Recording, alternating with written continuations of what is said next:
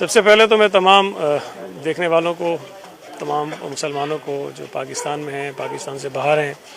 عید الفطر کی مبارکباد دینا چاہتا ہوں۔ عید خوشی کا موقع تو ہے ہی،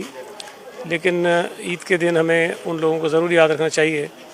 جن کو اللہ تعالیٰ نے اتنے وسائل نہیں دیے کہ وہ عید خوشی سے منا سکیں۔ عید اپنی ناراضگیوں کو معاف کرنے کا دن ہے،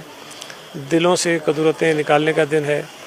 اور آپس میں مل جل کر رہنے کا، ایک اگلے سال کے لیے عہد کرنے کا دن ہے۔ میں امید کرتا ہوں کہ اللہ تعالیٰ آج کے اس مبارک دن کے صدقے میں پورے پاکستان پر، پاکستان کے رہنے والوں پر آسانیاں فرمائے گا، اور جن مشکلات کا سامنا پوری قوم کو ہے، پورے ملک کو ہے، اللہ تعالیٰ وہ مشکلات ہماری سب دور کرے گا۔